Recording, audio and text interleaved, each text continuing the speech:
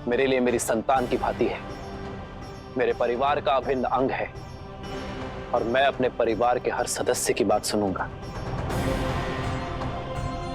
कहो, क्या कहना है तुम्हें?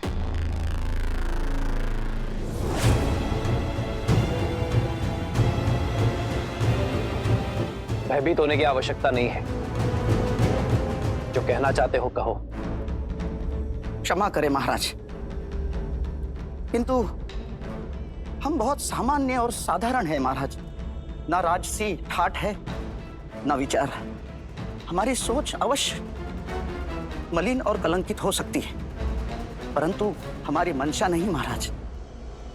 महाराज, हमारा संशय है, हमारा प्रश्न और हमारी मांग केवल इतनी सी है कि इतने वर्षों तक महारानी देवी सीता अयोध्या से बाहर थी, वन वन भटक रही थी, और जब लौटी तब आपने बिना सोचे समझे उन्हें अपना लिया महाराज।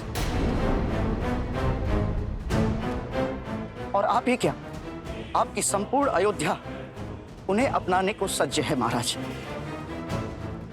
हम तो केवल इतना चाहते हैं महाराज कि देवी सीता पुनः एक बार अग्नि परीक्षा दें। क्या?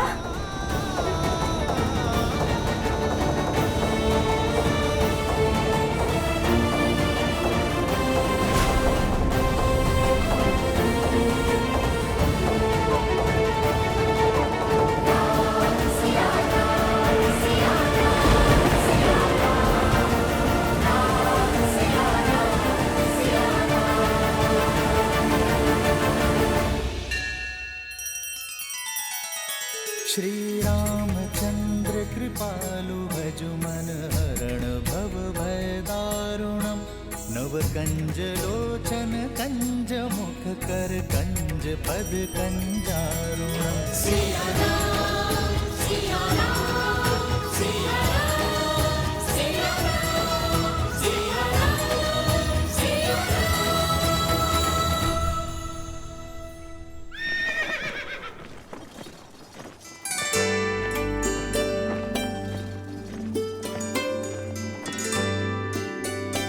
राजभोग और मधु का पुआ? लगता है सबकी सूची संपूर्ण हो गई है। अरे अभी कहाँ, बहुत स्थान बाकी है, देखिए। अद्भुत। लगता है जिन्हें आज तक कोई ना हरा पाया, उन अजय अमर हनुमान जी को हम भाई मिलकर पराजित कर देंगे। क्यों? हम उनसे अधिक बोझ करेंगे। अब तो संपूर्ण संसार ये सत्य जान चुका है कि आप दोनों रघुवंश के वंशज हैं। तो फिर ये बलकर क्यों, राजसी वस्त्र क्यों नहीं? जो माता हमसे पहले हमारा हर दुख झेलती है, हम उनसे पहले उनसे सुख की अनुभूति कैसे ले? अपनी माता वलकर में तप कर रही हैं और हम राजसी वस्त्र पहन ले? ये तो असंभव है। पर निश्चिंत रहो, सब सज्ज है। मन से तो रघुवंशी थे ही, एक बार माता राजसी वस्त्र धारण कर ले, उसी के पश्चात हम तन से भी राजसी हो जाएंगे।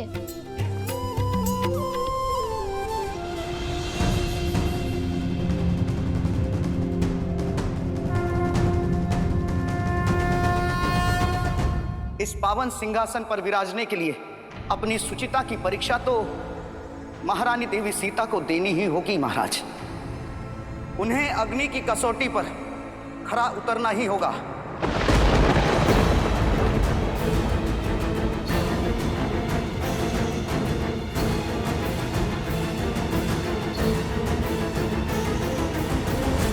महाराज, मैं आपका कष्ट समझता हूं महाराज, परंतु क्या करें, बालपन से ही अयोध्या से, रघुवंश से यही प्रेरणा पाई कि अपने मन की बात मुख पर लानी ही चाहिए, और वो भी किसी लाग लपेट के और बिना किसी छल कपट के।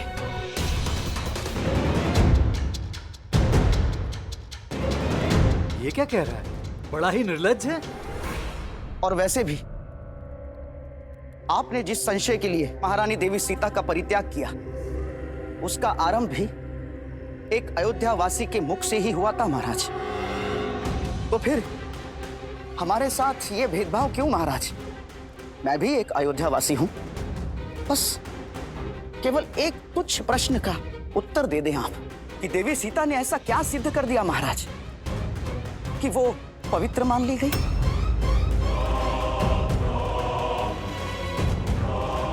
और उन्हें पुनः अयोध्या में वास करने की आज्ञा मिल गई।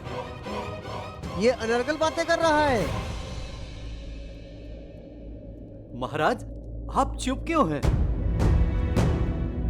इसकी तो जिभा काट देनी चाहिए। ऐसा प्रश्न ये बिल्कुल उचित प्रश्न है। कदाचित इस सभा को मेरा प्रश्न दुस्साहस लग रहा है महाराज, परंतु मुझे पूर्ण विश्वास है अपने श्री राम पर और उनके राम राज्य पर।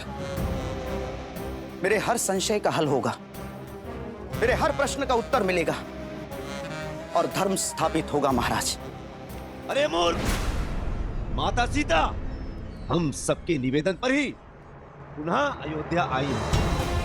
अयोध्या आई है। हम सबके निवेदन पर ही अयोध्या आई है। हमने बताया माता सीता को।